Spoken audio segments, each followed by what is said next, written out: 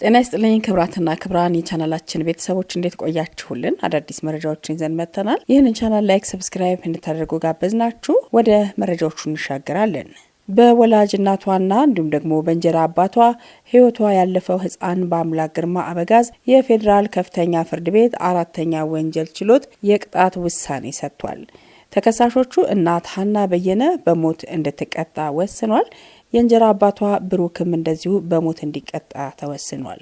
ወላጅ እናት ወይዘሮ ሀና በየነ ትባላለች። የድሬዳዋ ከተማ ገንደ ቆሬ ሰፈር ነዋሪ ስትሆን ከቀድሞ ባሏ ጋር የተፋታችው ይህች ሴት ከሷ ጋር እየኖረ ባለው ሌላ ወንድ ጋር ከአብራኳ የወጣችውን የገዛ ሴት ልጇ ተገዳ መደፈሯን ስታቅ እጮኛዋን በወንጀል እንዲቀጣ ማድረግ ሲገባት የ11 ዓመት ልጇ ላይ ፈርዳ መረጃ ለማድበስበስ በማሰብ ነው ልጇ ላይ ጫና በመፍጠር በድብደባ አካላዊ ጉዳት ከማድረስ በተጨማሪ ከአምስተኛ ክፍል የትምህርት ገበታና ከጎረቤቶቿ በመነጠል ከማንም ሰው ጋር ምንም አይነት ግንኙነት እንዳታደርግ በማድረግ ለብዙ ጊዜ ቤት ተዘግቶባትና ስራ ቦታዋ ድረስ ከስራዋ ሳትነጥላት ብታንቀሳቀሳትም መረጃ ለመደበቅ በቂ ሆኖ ስላላገኘችው በስተመጨረሻ በአብራኳ በወጣችው የገዛ ልጇ ላይ የሰራችው ተደጋጋሚ የአረመናዊ ስራ ሳያንሳት እጮኛዋን ከወንጀል ለማትረፍ መረጃ ለማጥፋት ህዳር 1 ቀን 2015 ዓ.ም ከእጮኛዋ ጋር በመተባበር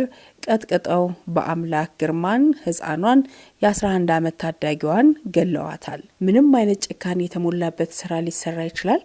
ነገር ግን ልጅን ቀጥቅጦና ደብድቦ እንደ መግደል ከዚህ ባሻገር ደግሞ ለፍቅረኛዋ ከለላ ለማድረግ ልጅ እስከምትደፈር በዝምታ ማለፍና በተለይ ህይወቷ እንዲያልፍ ተባብራ ቀጥቅጣ መግደል ይህ ከእናት የሚጠበቅ ነው ወይ? የትኛዋ እናት ነች እንደዚህ የምታደርገው የሚለውን ትክክለኛ ወላጅስ ነች የሚለውን እንድናነሳ እንድናስብ ያደርገናል። ለመሆኑ ወላጅ አባቷ በዚህ ጉዳይ ላይ ምን አለ? ምክንያቱም እናት አሳልፋ ለአዲሱ ፍቅረኛዋ ሰጥታለች፣ እስከ ሞት ድረስ አብቅተዋታል። ለመሆኑ ወላጅ አባት ምንድን የተሰማው? ምንስ አለ? እስኪ ሰምተን እንመለስ። እኔ ግርማ አበጋዝ እባላለሁ። የሟች የበአምላክ አባት ነኝ። ዛሬ አሁን ለምሳሌ እኔ ደስታ ብቻም ሳይሆን ሀዘንም ጭምር ነው። ምክንያቱም በእናትም ከመፈጸሙ አንጻር በአባትም በህፃንም ከመሆኑ አንጻር ያው ፍርዱም ላይ እንደተመለከታችሁት እጅግ በጣም ራሷን መከላከል የማትችል እናቷን በምርጫ መርጣ ትኖር በነበረች ልጅ ላይ በመተባበር የፈጸሙት ትልቅ ወንጀል ነው። ይሄ ዛሬ የተሰጠው ውሳኔ በኢትዮጵያ ውስጥ የምንጠብቀው የሴቶችና የህፃናትን በደል ጭምር ሊያስቀር የሚችል አብሪ ብርሃን ያፈነጠቀ ጊዜ ነው ማለት እችላለሁ። ለብዙዎችም ይሄ ደውል ነው ብዬ አስባለሁ። ምክንያቱም ወላጆችም ጭምር ሌሎችም ጭምር ህብረተሰቡም እንደዚህ አይነት ወንጀልን መልሶ እንዳያስበው እንዳይፈጽም እንደዚህ አይነት ቅጣቶች አስተማሪ ናቸው፣ እጅግም አስፈላጊ ናቸው። ለማንኛውም እናቷ ሀና በየነ በሞት እንድትቀጣ ተወስኗል። የእንጀራ አባቷም አቶ ብሩክ በሞት እንዲቀጣ ተወስኖበታል። ዞሮ ይህ አስተማሪ ቅጣት እንደሆነ ብዙዎች ይስማማሉ፣ ብዙዎች ይናገራሉ። እናንተስ የተከበራችሁ የቻናላችን ቤተሰቦች በዚህ ላይ ምን ሀሳብ አላችሁ? ሀሳባችሁ እንድታጋሩን ጋብዘናችኋል። ጻፉልን። ሀገራችን ኢትዮጵያ ወደሚፈለገው የመልካም አስተዳደርና የዲሞክራሲ ስርዓት ግንባታ እንድትደርስ ከድህነት ተላቃ እኩል የዜጎች መብት የሚከበርባት እንድትሆን ከፍተኛ ቁጥር ያላቸው ሴቶች ድርሻቸው የላቀ እንደሆነ የማይታበይ ሀቅ ነው። በመሆኑም ሴቶች በሚፈልገው መጠን ፖለቲካዊ፣ ኢኮኖሚያዊና ማህበራዊ ጉዳዮች ተሳታፊና ተጠቃሚ እንዲሆኑ በህገ መንግስቱ ላይ የተቀመጡ መብቶችና ጥቅማ ጥቅሞች ሊጠበቁ ይገባል። በመሆኑም በኢፍትሐዊ የስርዓተ ጾታ ግንኙነት ምክንያት ለረጅም ጊዜ የሴቶች መብቶችን እንዳይረጋገጡ የሚያደርገው የተዛባ አመለካከት ዛሬም ድረስ በአይነትና በመጠን እየተለዋወጠ በተለያዩ ሁኔታዎች በሴቶች ላይ ጥቃት እየተፈጸመ ነው የሚገኘው። ይህ እንግዲህ የዛሬው ጉዳይ አስተማሪና በቂ እማኝ ወይም ደግሞ ምስክር ሊሆን የሚችል ነው። ይህን ከሴቶች ላይ የሚፈጸም ጥቃቶችን ለመከላከል የህብረተሰቡን በተለይ ደግሞ የወንዶች አጋርነት ከምንጊዜውም በበለጠ ሊጠናከር እንደሚገባ የሚያሳይ ነው። ሀገራችን ወደምትፈልገው እድገት እንድትደርስና ከድህነት በመውጣት ዜጎች የሚኮሩባት ሀገር እንድትሆን ከፍተኛ ቁጥር ያላቸው ሴቶች ላይ የሚደርሰው ጥቃት ችላ በማለት እድገትን መጠበቅ የማይታሰብ ስለሆነ የሚደርስባቸው ጾታዊ ጥቃት በመከላከልና በማስቆም ልማታዊ አስተዋጽኦ ማበርከት እንዲችሉ ምቹ ሁኔታዎች ሊፈጠርላቸው የሚገባ ሲሆን ይህ ደግሞ የሁሉም ኢትዮጵያዊ ዜጋ ኃላፊነትም ጭምር ነው። እንግዲህ በማንኛውም መልኩ በሴቶች ላይ የሚፈጸሙ የኃይል ጥቃቶች የሰብአዊ መብት ጥሰትና ጥቃቱ በማህበረሰቡም ብሎም ደግሞ በሀገሩ ላይ አሉታዊ ተጽዕኖ የሚያስከትል በመሆኑ ሴቶች ለሀገር ልማት የሚያደርጉት አስተዋጽኦ የሚገደብ ነው። እንግዲህ በዓለማችን ከሚገኙ ሴቶች 35% ያህሉ በቅርብ ጓደኞቻቸው ወይም ደግሞ ሌላ አካል ከፈቃዳቸው ውጭ የሆነ ጾታዊ ጥቃት በህይወታቸው ዘመን አንድ ጊዜ ተፈጽሞባቸዋል ይላል መረጃው። ከዚህ ባሻገር 30% ያህል ሴቶች በጓደኞቻቸው ወይም በባሎቻቸው አካላዊ ወይንም ደግሞ ጾታዊ ግንኙነት ጥቃት ይፈጸምባቸዋል ሲል ያክላል። ከዚህ ባሻገር በዓለማችን በሴቶች ላይ ከተፈጸሙ ግድያዎች ውስጥ 38% ያህሉ የተፈጸመው በጾታዊ ጓደኞቻቸው ወይም ደግሞ በባሎቻቸው ነው። በዓለማችን 120 ሚሊዮን ያህል ሴቶች የአስገድዶ መደፈር ሰለባዎች ሆነዋል። በብዙ ሚሊዮን የሚቆጠሩ ከ18 ዓመት በታች የሆኑ ሴት ልጆች ጋብቻ እንዲፈጽሙ ተደርገዋል። በዓለማችን 133 ሚሊዮን ሴቶችና ልጃገረዶች ግርዛት የተፈጸመባቸው ሲሆን ከአካልና ስነ ልቦናዊ ችግሮች በዘለለ ለተለያዩ ቁስሎችና በእርግዝና ጊዜ ደግሞ ለሚከሰቱ ችግሮች ተጋላጭ ሆነው እናገኛቸዋለን።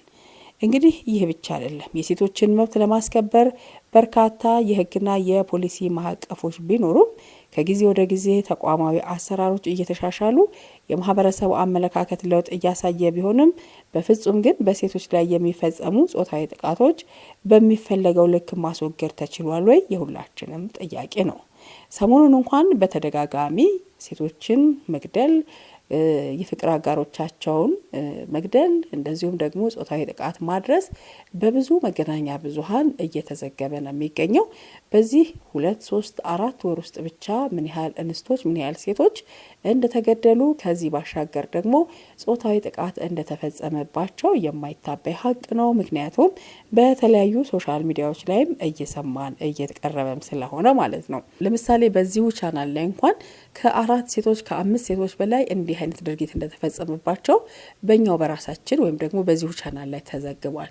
ለምሳሌ ከትናንት በስቲያ አንዲት እንስት ወጣት ፋርማሲ ውስጥ እየሰራች እያለ በፍቅር አጋሯ ፋርማሲ ውስጥ ገብቶ በቀን በፀሐይ ህይወቷ እንዲያልፍ አድርጓል። ይሄኛው ለየት የሚያደርገው ፍቅረኛዋ እሷን ከገደለ በኋላ ራሱንም ማጥፋቱ ለየት ሊያደርገው ይችላል። ሌሎች ግን ከገደሉ በኋላ አይኔን ግንባር ያድርገው ብለው ምንም ሳይሆኑ ምናያቸው ምንመለከታቸው አሉና የሴቶችን ጥቃት ለመከላከል ሁሉም የየራሱን ድርሻ ሊወጣ ይገባል የዛሬው መልእክታችን። እንግዲህ ይህች ህፃን በጣም በሚያስደንቅና በሚያስገርም ሁኔታ በእናቷ ተባባሪነት እንድትደፈር በእናቷ ተባባሪነት እንድትገደል ሆኗል ማለት ነው። የ11 ዓመት ልጅ ናት፣ ታዳጊ ናት፣ ገና ብዙ የሚጠበቅባት የነገ ሀገር ተረካቢም ናትና ይህ ሁሉ እያለ ቤት ውስጥ ቆልፋ በማስቀመጥ ወይም ደግሞ ከዚህ ባሻገር መረጃ ለሌሎች ጓደኞቿ ለጎረቤት እንዳትናገር ከስራ ወደ ቤት ከቤት ወደ ስራ በማንቀሳቀስና አፈና በመያዝም ጭምር ተባባሪ ሆና ነበረና የዛሬው ችሎት እናትም እንዲሁም ደግሞ የእናት አዲስ ፍቅረኛም በሞት እንዲቀጡ ውሳኔ ማስተላለፉ ተገልጿል። ይህ ነገር ብዙዎችን አስደስቷል። ብዙዎች ደግሞ ምንም ትርጉም የለውም ይህ ነገር ሊቆም አይችልም በሚል ሀሳብ እየሰጡ እየተከራከሩ ነው የሚገኙት። የእናንተስ ሀሳብ ምንድነው? ሀሳባችሁን አጋሩን። ለሌሎች ማስተማሪያ በሚሆን መንገድ ደግሞ ሀሳባችሁን ብትገልጹልን መልካም ነው።